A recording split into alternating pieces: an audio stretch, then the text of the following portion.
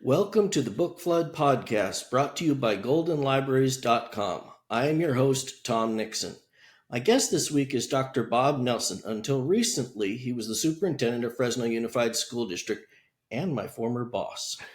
Bob accomplished something unique for Fresno Unified. He was the first internal candidate in 30 years to be selected as superintendent. He started with the district in 1991. He has recently become an assistant professor of educational leadership at Fresno State. He also has his own podcast, which I encourage you to go take a listen to, the Militant Positivity Podcast. Welcome, Bob. It is an honor to be with you, Tom Nixon. Thank you for having me a guest on your podcast. It's pretty amazing. Like now we're all podcasting. This is the post Fresno State life, I guess.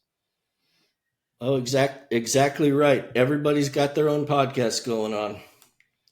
So why don't we start with, what can you tell us about your career path? How did you get to where you're at? You know, I think a lot of people who want to be a superintendent think there's some really defined path to the superintendency. And I can say unequivocally, that's not my journey.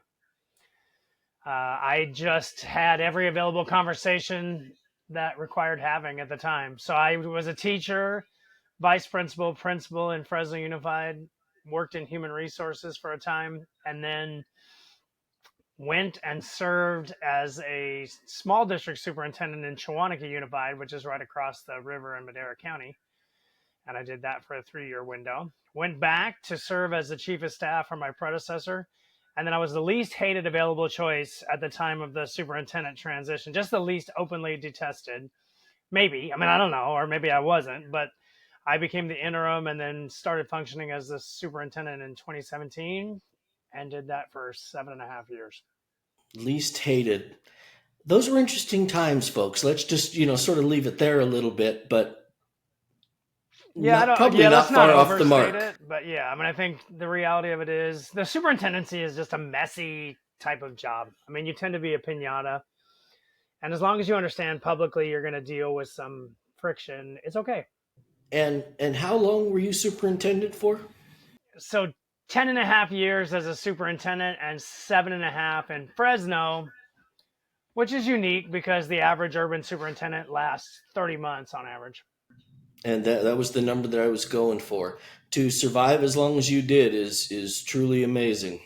It's embarrassing that you'd be judged on your ability to just stay employed, but that is the nature of the superintendency, right? What is the bar? Do you still have a job? Okay, and if you do, then it's either a high bar or a low bar, but there's a bar there. The reality of it is, in an urban, is it's just political. You have people running for office who are looking as the entry level onto a litany of other positions they want to hold, and so it can be very political. And in Fresno, you have the entire continuum from extreme right to extreme left and everywhere in the middle. Oh, absolutely. Why don't you tell us a little bit about militant positivity? You've got a little grief for that. I actually think it's a great term, but... So honestly, yeah, not everybody loves that. Some people think it's like toxic positivity where you're trying to be positive when things are miserable. It's not about that. Militant positivity is really an orientation to life in which you acknowledge that life can be really complex and even brutal in spaces. But today, you look yourself in the face at the end of the day, you ask yourself, did you give the best that you had? And invariably, the sun rises the following morning, or at least it has thus far every time. And so just refusing to be beaten down by the vagaries of the day and really not defining your sense of self from what happens to you. I actually believe what I believe, which is that even in today where everybody's enraged about everything, to some degree, being enraged is a choice. Right? You can see it like, oh, it's just a result of the stuff that's happening to me. No, it isn't. If you want to be mad, you're just going to be mad. Or you can opt not to be mad, right? I'm not making light of your issues, but every day represents a series of opportunities for you to choose who you're going to be, how you're going to orient, and what your universe is going to look like. So what can you tell us about the importance of libraries?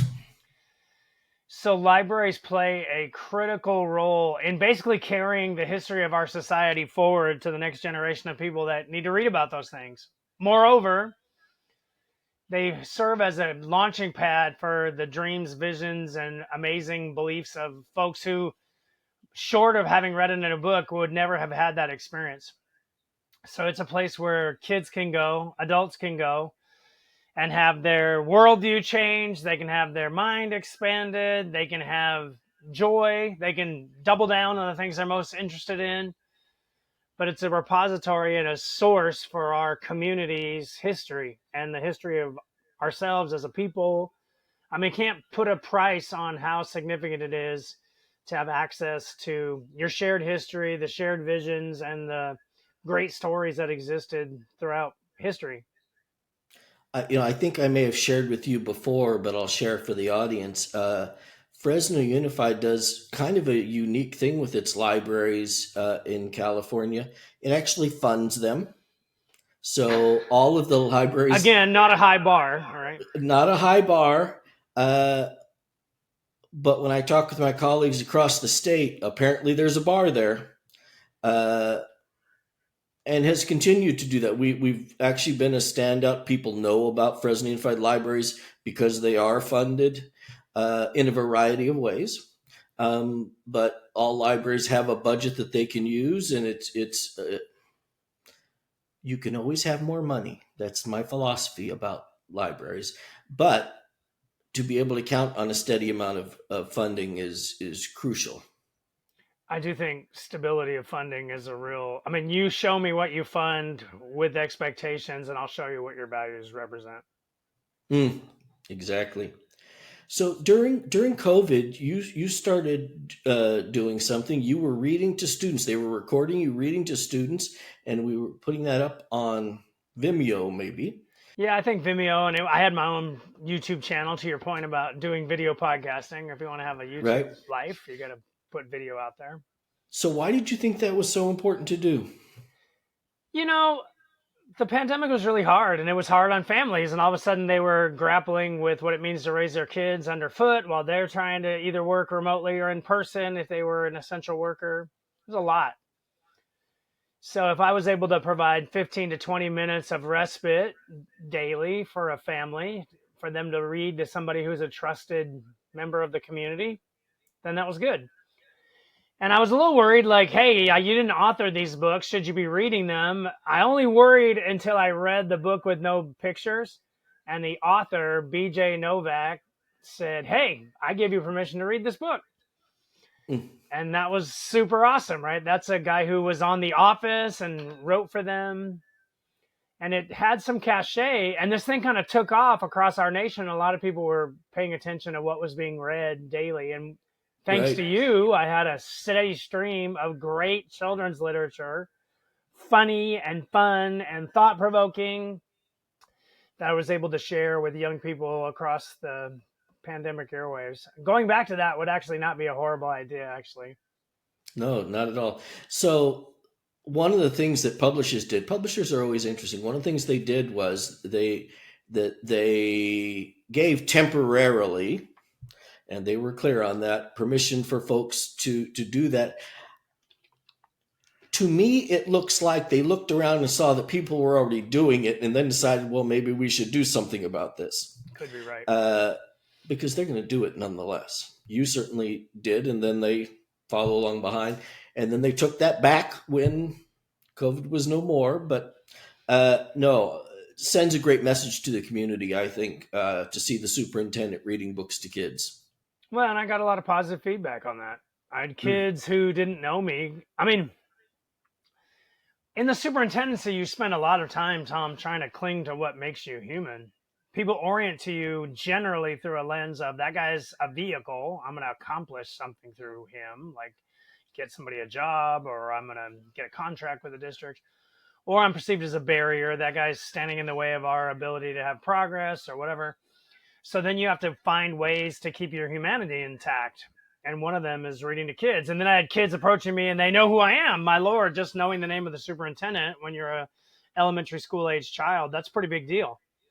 I got into this business on the basis of connecting with kids. I didn't get into it solely to deal with the pain points between adults. So in 1991, when you were at, was it Burroughs Elementary? That's exactly as right. a new teacher, you weren't thinking someday I'm going to be the superintendent of this, the whole deal? Never crossed my mind. It wasn't even an interest level at that point. I think if I'm giving people coaching around that piece, I think you have every available conversation at the time those conversations are available, and you let, I mean, in my world, in my circle, right, you let divinity kind of take its role in your life, right? I don't think the things that happened to me were happenstance, but I also didn't say no to conversations either. And I tried to All give right. the very best I had with whatever job I was doing at the time. So if nothing else, even if people hate me, they're like, no, that guy has a pretty strong work ethic. He shows up every day. Right. That's the reason my wife married me. I'm really, really punctual and reliable. That's it. That's my main romantic jam. Like, That was the one reason, huh? that's it. I mean, I don't bring much else to the table, but Well, punctuality is really, really strong. you did marry up. Vastly. I mean, if you see pictures, there's very little. Like, we're not disclosing anything of note on the Book Flood podcast to say that I married way, way up.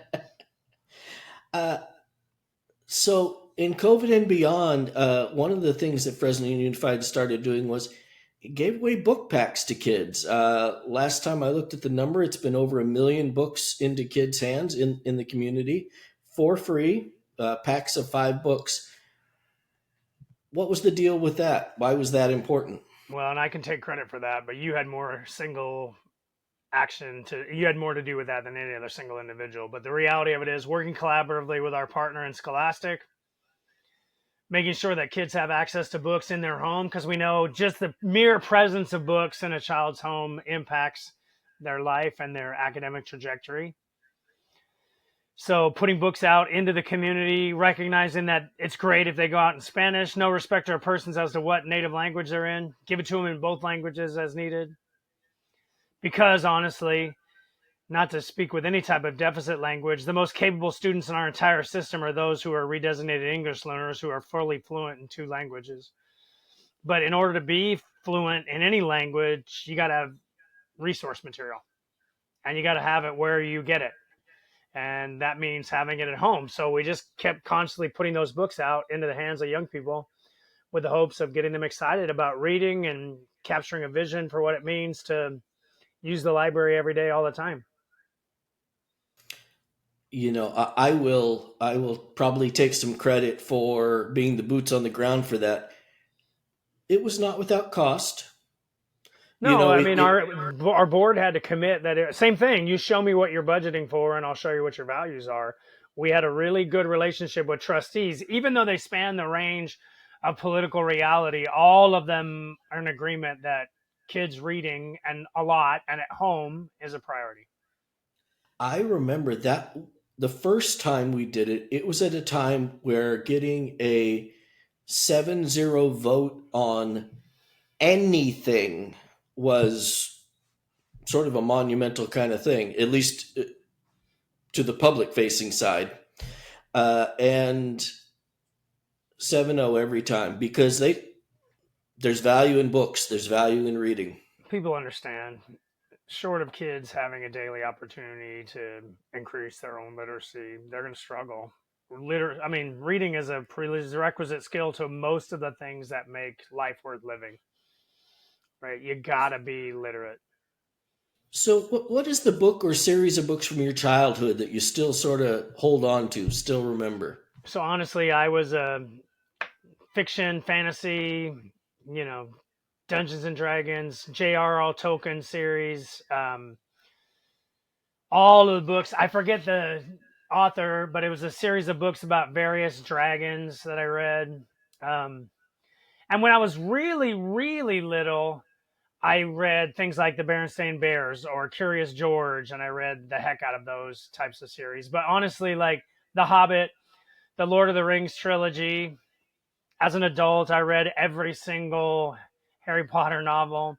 I like Same. science fiction fantasy. I just think that's a great genre of literature, and I would spend inordinate amounts of time there. The Wheel of Time series is a series of books Mm, in the science fiction fantasy realm. You name it, anything I get my hands on. And when I was little, I read Choose Your Own Adventure books too, which I loved. And I would right. go back to each place where you could make a different choice and read every possible outcome. Newsflash: Bob Nelson is a nerd. Film at 11. That's not, yeah, that's less noteworthy than me thinking I'm married up. Lord, you can tell I'm a nerd by just talking to me, looking at me. Like, you play the ukulele on social media? Oh, okay, we got your number. Pretty much, yeah. And very many of the same books for me. I also read the Harry Potter books in adulthood. I had a child who was just so impressed with those books, and at one point got his glasses the same way as Harry Potter's glasses. Let's go. Whole big thing. When I was weird. We went to Universal Studios about a month ago, and my kids really had no context in which to put all of the Harry Potter series. So I thought, okay, this is a gap. Like, I got to fill in the spaces as to what they don't understand from a social living perspective. Well, and it's a thing too that I see this all the time, particularly online. People are so shocked that people still aren't reading X, and X might be Little House on the Prairie, or might, things that probably were good in their day, but the first Harry Potter book came out, I don't know, 96, something like that. And so they're older.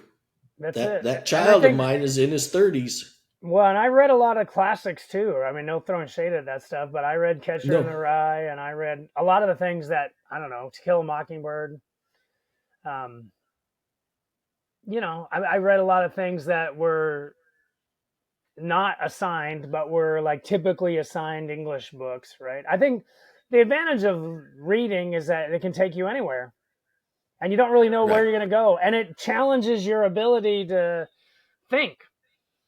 And, I said we were both supporting Open Books in their efforts to create inclusive libraries. And I said, thank God there's an opportunity for books to give kids language that they didn't have other times. But it's not just about LGBTQ books. Like, if I were straight up about it, the Bible did that. For me, the Book of Mormon did that. Like, it's not something that I'm putting in any box around any set of ideology. Anything that expands your thinking process and gives you cause for pause to reflect on what you believe to be true, that is healthy and good. On point, exactly on point. So what are you reading now? Well, I'm really fascinated by all of this stuff swirling as it relates to social media's impact on young people. That is my thing with the Militant Positivity Podcast, is I'm trying to leverage social media in an affirmative, positive way. A lot of people throw shade at Fresno Unified. I had a couple of choices. I could go toward them and be like, let me fight you on that. I don't agree. Or I can use social media to just say, these are the amazing people and the amazing things that are happening in live time right now, every day. And I'm going to tell those stories. And that's what I chose to do. So wondering what the net total impact is of social media and podcasting and all of these things on the well-being of children. So I'm reading Jonathan Haidt's The Anxious Generation right now, The Great Rewiring of Childhood. And it's a fascinating message around what's the impact of social media. But the other one, too, is what you and I potentially did as kids, our kids don't have the luxury of doing now. Like, we really protect them in the actual world in ways that are maybe not as helpful. Some of the lessons we learned around taking turns, or how you handle it if somebody's not being kind or whatever, we learned in live time on the street, as long as you got home before the street lights came in. Right. But kids don't have the opportunity to do that. So this is an interesting thing that this book is providing, is the internet is kind of the Wild West, and it goes largely unsupervised by families, as opposed to the real world, which they're locking down in spades with helicopter parenting. And that's probably a bad mix, right? It ought to be maybe the reverse. You ought to give kids a little opportunity to skin a knee and then just monitor what they're doing online. There is a lot to be said for that. You have to be in by 5 p.m. or whatever, but we're going to let you have at a quite early age, younger than the owners of that social media allow, but we're going to hook you up with, Instagram and Facebook and on and on and on. Right. I don't know what it was when we were little, but I remember being 7 or 8 years old, and I grew up in Sacramento, and I had access to the levee and the Sacramento River and a lot of things that now we would think that was really unsafe. But I mean, most of us emerged unscathed from that. And we think, oh my God, there's people that are going to attack your kids in the real world. Well, the kid attackers have actually gone online. So what's the impact of that? It's funny what was fairly acceptable that is no longer acceptable. I mean, we went home to an empty house when I was a kid, Same. and somehow survived to today. Was that a good idea? Well, in retrospect, I don't know. Probably not. Yeah, I mean, I don't know, but I think like what's different is I got my license on 16th birthday that day because that represented a new layer of freedom. My kids felt no compulsion to do that because I think largely we sequestered them and we drove them all over and they didn't really see the need. So my three kids, I only have three, Bob, as opposed to you. But my three. You're gonna out everything about me on this podcast. All right, let's go. My three kids, none of them got them at 16, but 16 was a thing back in the day. You better believe it. Right. And I think, yeah, Tom's not wrong. We have 7 kids. Now, don't judge. 4 are adopted from foster care. So I have 3 biological ones, too. I just am the oldest person you know with twin 3rd graders. My friend, better you than me. Better you. But well, when you marry up, you have to do the kind of things that require staying married. And that brings, well, I wanted 2 kids. We have 7. So you show who won that war. Well, and I would imagine now the demands of the superintendency, I just could not even begin to imagine. But you probably have more time for those kids now as well. Infinitely so. And it was sobering. I had this moment about a month ago where I was at my daughter, who is 12. I was at her soccer practice and realized I have not been here for a lot of soccer practices. And she's 12. And at 12, parents drop their kids off and they don't stay for soccer practice. And there I am sitting there kind of for the first time. And I thought, like, did you give away some of these kids' childhood in order to, but I have to content myself with the fact that I can be there now. So I'm going to be there now. And it's fine. She's okay. She's not shoving me away. She's not telling me to drop her off. So I can be thankful for that. But I do think, I mean, there's no question the superintendency never turns off. It is a absorbently well compensated job for a taxpayer funded role. However, it's a little bit of blood money because you're never not the superintendent. Like, and I'm going to end up talking about your kid's football eligibility in the frozen food section of Target. I don't want to do that, but that's what I'm going to do. So now that you're no longer Fresno Unified, I always viewed you as a champion for literacy, at least how you relate to libraries and how you relate to books. How do you continue to do that in your new role? I think the newest thing is making sure, one of the things I'm working on now, and the reason I left, I wouldn't have left that job for just anything, but I like what I'm doing now. I'm actually educating people that want to serve as leaders in K-12 schools across the Valley. So I'm taking Valley teachers who want to get an administrative credential and putting them in spaces where they can be successful everywhere. And I think it's about sharing that vision for what it means for kids to be literate and how that impacts our community in total. When we're the second most impoverished congressional district, the ticket out of that is to teach kids to read and to champion their ability to read. And I believe what I believe, which is I think you're going to struggle to work in the Valley unless you understand what it means to be a Valley resident. You got to understand Hmong people and their experience in Southeast Asia. You got to understand migrant farm labor. Even though we're a major urban system, our kids are still governed by what happens in the fields immediately adjacent to us. You got to understand that we redlined African-American families in 93706. And you got to understand that we've been poor for a long time. And one of the main reasons we're poor for a long time is people can't read. And then they end up in the penal system.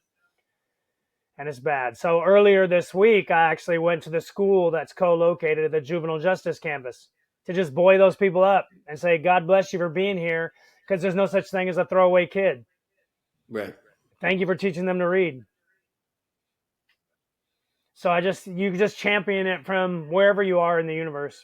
I mean, the advantage, Tom, and you have it too, your values are not malleable to the degree that you're changing what you believe on the basis of the role you play. Leaving Fresno Unified changes nothing about what I think about the importance of kids having access to books and the ability to read. If anything, I took away the political shackles for me to just say whatever the heck I want to say. Like now I can do whatever I want to do. I'm not really accountable to anybody other than, again, my wife. And, to some degree, my friends and family. I don't want to embarrass anybody, my church family and such. But one has never, I don't generally bide my tongue, period. And now I can say whatever I want to say for the most part. Which is, my detractors don't love it because there's really nothing I can't or won't say. And they're pretty aware. Which is powerful. I mean, it is. I have noticed the difference since I'm not in Fresno Unified on the day to day. That I say what I want to say, but pretty much, Yep. I did that anyways. To your point, good right? And to That's less why good. You and I get on, right? Like, yeah. Let's shoot it straight for the Book Flood podcast folks who already know the truth. Kids size you up in about 30 seconds. They know if you're real. So you gravitate toward the Tom Nixons of the world because I want to spend my life with people that are real. Like, I need to know that what you're saying aligns with what you actually believe and you're not filling me full of garbage. And so I'm going to surround myself with people I trust. I was a middle school teacher for a while, and if there's ever a group that you have to be your real self because they will sniff that out and tear so you quick. up. If they think you're fake, every time there's a chink in the armor, they're going to go after it. There's a special place in heaven for middle school faculty. Oh, absolutely. No question. So I want to thank you so much for coming on the Book Flood podcast, Bob. I'm worrying that you're going to get judged by the company you keep, but it's an honor to be here with you. I hope so. And I will have in the show notes, folks, I'll have information on how you can find the Militant Positivity Podcast and all those good things. Also, please like, share, and subscribe this podcast wherever you're listening or watching. Thank you very much again, Bob. Thank you for coming. We love you, and thanks for your immense goodness. Thanks for the years of service you put in for and on behalf of the kids of Fresno. And now that what you are doing to flood the earth with books and library services and, serving in ways that build everybody and the total literacy of our community, it matters. Thank you. Thank you, Bob. I greatly appreciate that. All right.